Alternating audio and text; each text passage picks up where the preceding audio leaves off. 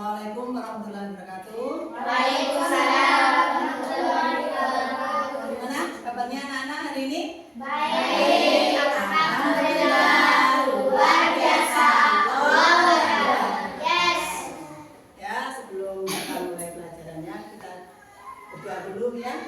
Untuk ketua kelas silahkan dipimpin doanya teman-temannya. Yuk. Yuk siap berdoa dimulai. Bismillahirrahmanirrahim. Raditu billahi rabban wa bil islami dinan wa bi Muhammadin nabiyyan wa rasulah.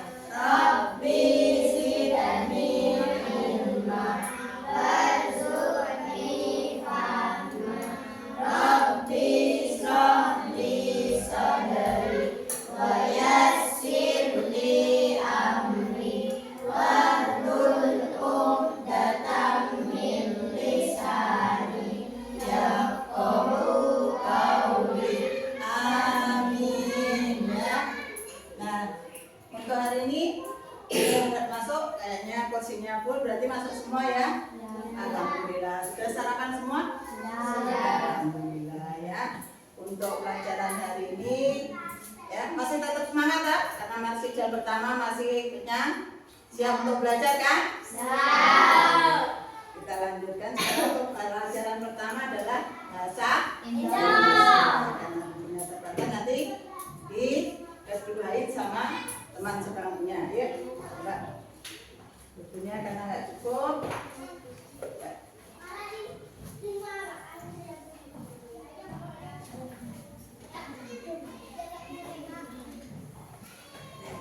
Ayo, dijadikan dua ya. Untuk hari ini kita akan mempelajari tentang unsur-unsur yang ada dalam drama atau unsur intrinsik yang ada dalam drama atau dalam cerita. Silahkan dibuka pada halaman 5. Ya, sudah ketemu halaman 5? Ya, di situ adalah unsur intrinsik dalam cerita.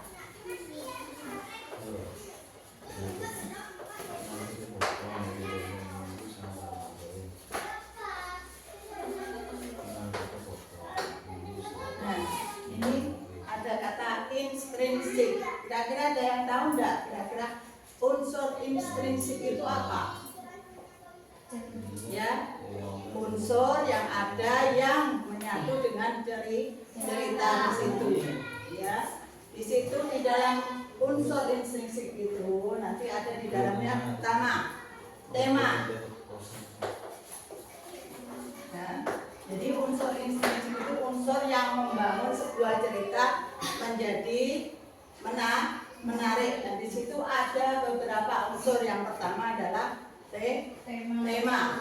Nah, yang dimaksud tema ini ada yang tahu nggak? Tema apa coba ya? Tema adalah peristiwa atau kejadian atau cerita itu sendiri, menceritakan tentang apa. Ya, misalnya kalau kamu bercerita tentang kegiatan di sekolah, berarti temanya adalah tentang kegiatan di sekolah. Misalnya kamu jalan-jalan, rekreasi ke Malang misalnya, maka temanya di situ adalah bertema apa? Rekreasi atau jalan-jalan ke tempat rekreasi di situ. Jadi tema ini adalah isi dari cerita, itu menceritakan tentang apa. Ya, di situ namanya tema. Nah, unsur kedua di situ apa sih? Nomor 2 adalah tokoh. Nah, tokoh di sini adalah bisa orang ataupun binatang ataupun makhluk hidup yang lain, yang dimana di situ menjadi pemeran. Ya, kalau misalnya ceritanya tentang hewan, ya otomatis tokoh utamanya adalah hewan. Misalnya ya tokoh si kancil, ya tokoh yang siapa? rusa sama serigala itu, maka tokohnya di situ adalah Hewan. Kalau ceritanya tentang orang, maka di situ adalah tokohnya juga Orang. Ya, jadi di sini tokoh adalah yang berperan dalam cerita di situ. Ada orang, misalnya ada hewan atau binatang, kemudian ada lain ya. Kalau yang ketiga apa sayang? Latar. Nah, latar ini apa sayang? Latar, ada yang tahu latar? Kalau bagaimana satu isi cerita. Kalau tokoh berarti pemerannya. Kalau latar ini apa? Tempat kejadian. Di mana kejadian itu terjadi atau diceritakan itu, maka disebut latar. Kalau kamu misalnya cerita tentang berbelanja ke pasar, maka latarnya di mana? Latarnya ada di pasar. Kalau jalan-jalan ke Surabaya, berarti latar ceritanya adalah di Surabaya.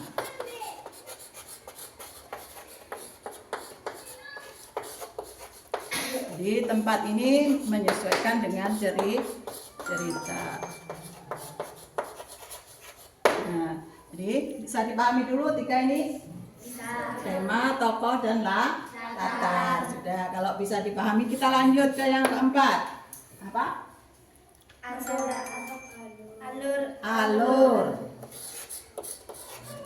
Alur cerita.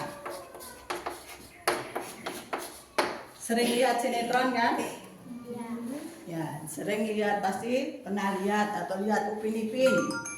Ya, kalau kamu suka Upin Ipin, lihat ceritanya Upin Ipin. Nah, di situ ada yang namanya alur cerita. Alur cerita itu dibedakan menjadi 3. Ada yang maju, ada yang mundur, dan terakhir adalah campuran. Nah, maksudnya apa kalau maju ini? Alurnya gimana maju? Maksudnya maju gimana? Maksudnya maju itu menceritakan kejadiannya itu secara berurutan, ya, berurutan, tidak berjeda-jeda. Maksudnya apa? Misalnya kalau diceritakan dari hari Senin berlanjut ke hari Selasa, berlanjut lagi ke hari Rabu, kemudian Kamis, Jumat, kemudian minggu depan, bulan depan. Itu maksudnya alurnya maju. Terus kalau alurnya mundur kira-kira gimana? Ya, kebalikannya, yang satu maju, yang satu mundur. Kalau mundur kira-kira gimana? Dari menceritakan apa ya? Menceritakan peristiwa yang telah lalu atau telah lama. Misalnya kamu sekarang cerita. Nah, kamu cerita peristiwa ketika kamu kemarin jalan-jalan ke, misalnya ke Malang. Berarti alurnya mundur. Di Malang ada 1 minggu atau 2 minggu misalnya. Kamu ceritakan di situ. Atau misalnya tahun kemarin, bulan kemarin. Ya, atau kamu pernah ke sana berapa kali saja, itu berarti kejadiannya sudah lalu, sudah lama, sudah terjadi. Berarti itu termasuk dalam alur cerita yang mundur. Jadi menceritakan peristiwa yang sudah terjadi, yang lalu-lalu, yang lama. Terus kalau campuran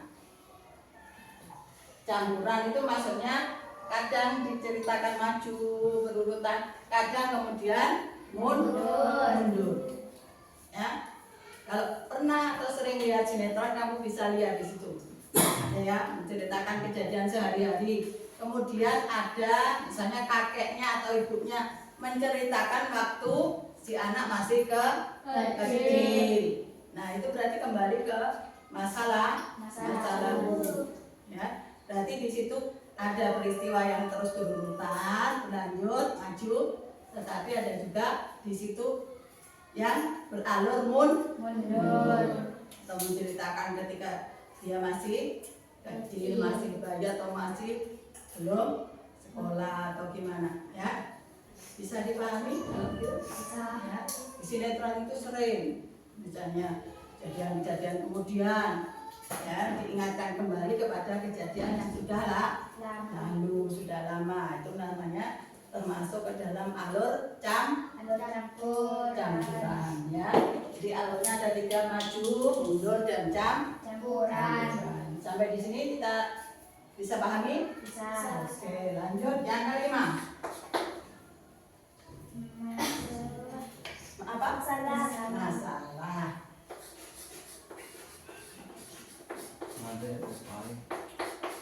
Kira-kira apa ya yang dimaksud dengan masalah? Kalau dalam cerita Upin, dalam sinetron itu mesti ada masalah. Yang pernah kamu ingat apa? Upin misalnya apa? Ada ayamnya kakek atau anak hilang misalnya, itu masuk dalam masalah. Kemudian ya pernah lihat kan? Ya. Nah, itu masuk dalam masalah. Kemudian Upin menjadi detektif atau sandalnya siapa yang hilang sehingga ternyata dibawa Tembok. Nah, itu permasalahan. Nah, permasalahan itulah yang menjadikan cerita itu menjadi menarik ya, menjadi menarik, dicari sampai akhirnya sampai klimaksnya ketemu. Ternyata yang mengambil adalah ayam. Sandalnya hilang, yang mengambil adalah ayam. Ya, itu permasalahannya.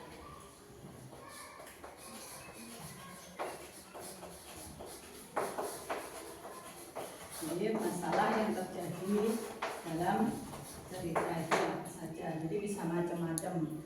Kalau misalnya cerita bawang merah, bawang putih, itu masalahnya apa? Ya, permasalahannya apa kira-kira? Ada yang jahat, ada yang baik, ada yang ditelantarkan. Masalahnya di situ. Jadi tiap cerita itu mesti ada masalah supaya cerita itu menjadi lebih menarik. Ya, sampai di sini kita lanjut. Yang keenam, amanah.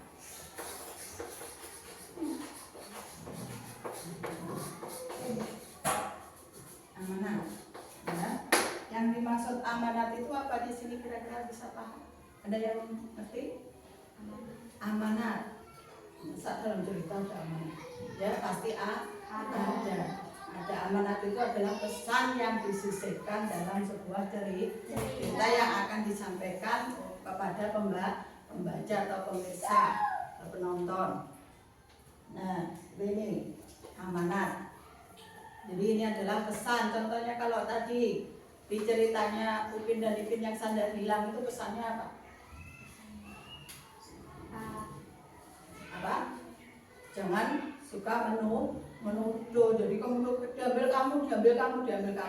Tidak boleh kalau tidak ada bukti. Makanya Upin Ipin jadi detektif.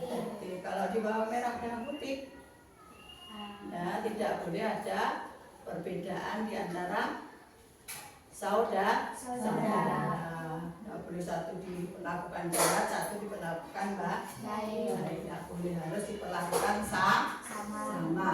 Ya, di situ jadi pesan yang ingin disampaikan.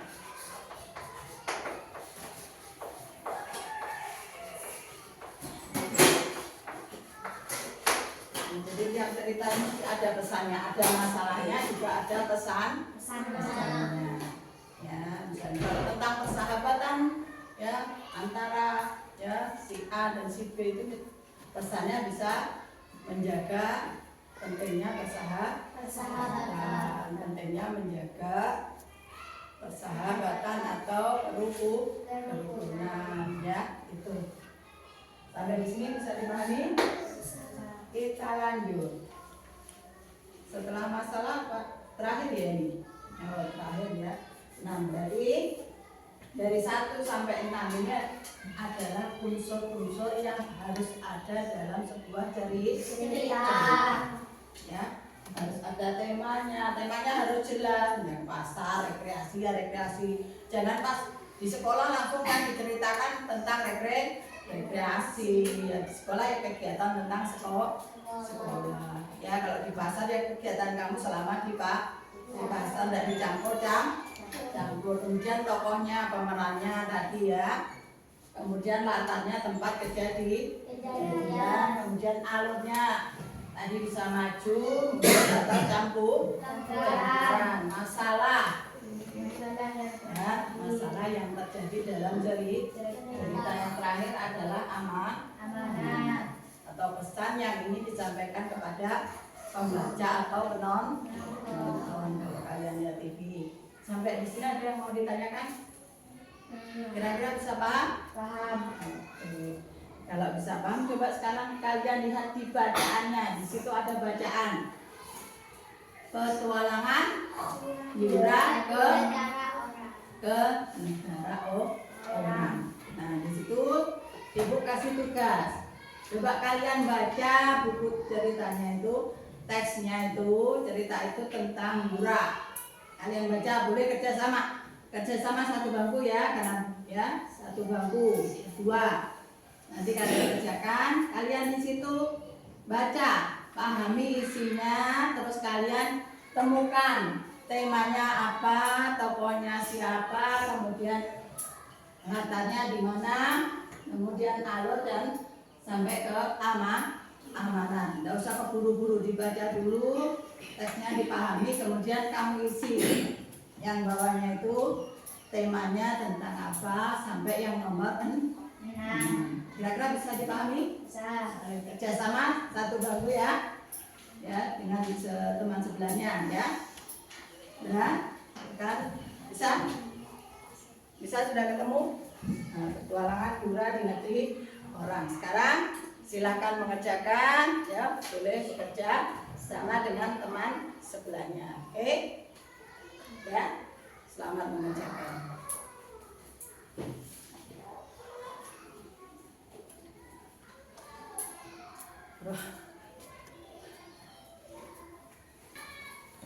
Ya, gimana anak, sudah selesai? Sudah. Alhamdulillah ya. Sekarang kita coba jawab pertanyaan dari cerita yang ada ya. Dari situ judulnya tentang apa ceritanya? Tentang Yura. Yura, perjalanan Yura ya di negeri orang. Nah, sekarang kita lihat unsur intrinsik yang ada dalam cerita tadi yang kalian baca. Sekarang ibu tanya temanya tentang apa? Coba Haidar, sayang, temanya tentang apa sayang di situ? Apa? Ada yang bisa bantu? Enggak, coba Alfi, temanya tentang apa Alfi? Petualangan Yura Petualangan Yura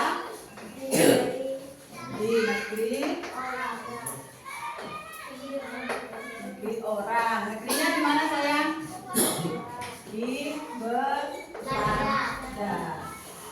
Jadi temanya di situ menceritakan tentang petualangan Yura di negeri Belanda atau negeri orang. Ada yang sama? Ada yang sama ya? Bagus, alhamdulillah. Yang kedua, coba Ikram.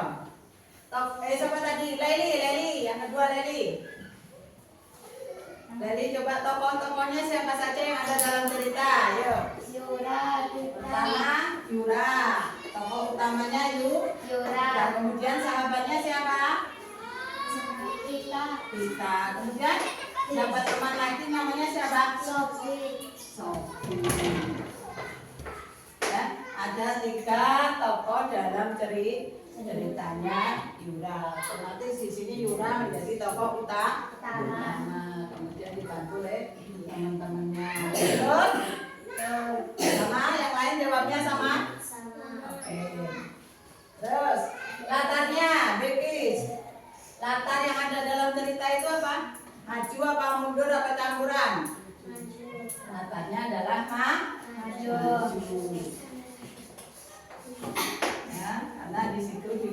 bulan Batangan.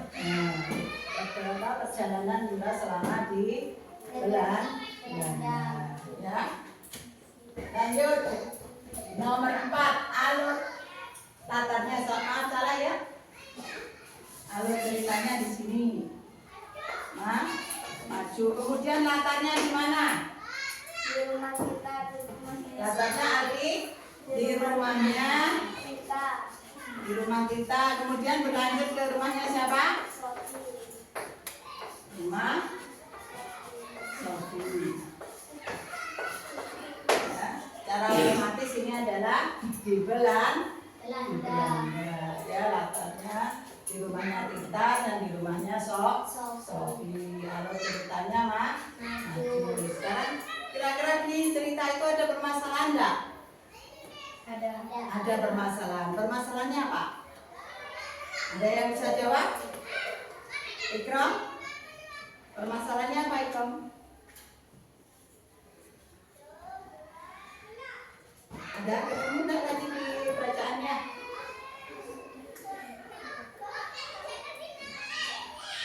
Ada permasalahan. Dalam setiap cerita mesti ada permasalahan. Coba bisa dibantu yang lain? Bisa. Bisa? Coba jawab apa yuk? Ada permasalahan apa di cerita itu? Yura malu karena kurang mampu berbahasa Inggris.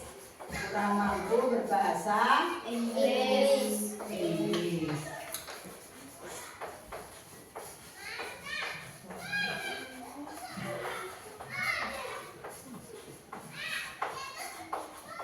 Kurang mampu berbahasa Inggris sehingga malu, tapi itu menjadi kendala enggak untuk dia berteman?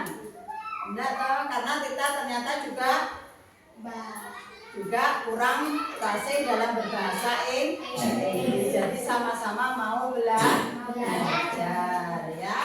Maka di situ mereka berteman dengan siapa? Sofi yang ternyata tidak bisa main engklek. Jadi diajari ya sama Yura dan Tita. Di situ mereka sama-sama belajar sehingga mereka bisa mengatasi permasalahan yang ada.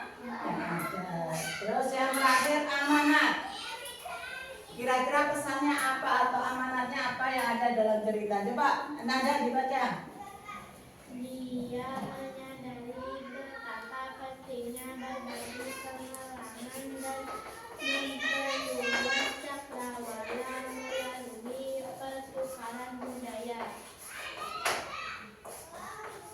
Ya, pentingnya berbagi pengalaman dan budaya, ya.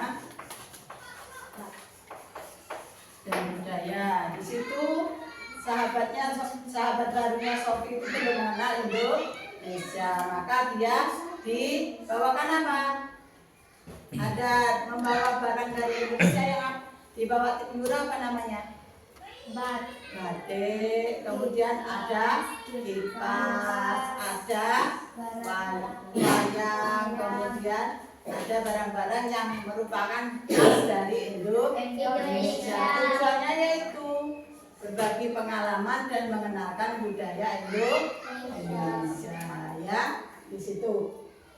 Jadi intinya dari unsur-unsur prinsip inilah yang membangun sebuah cerita menjadi menarik.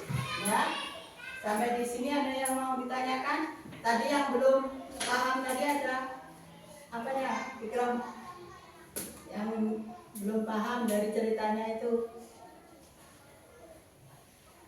Ya, yang lain ada yang belum dipahami?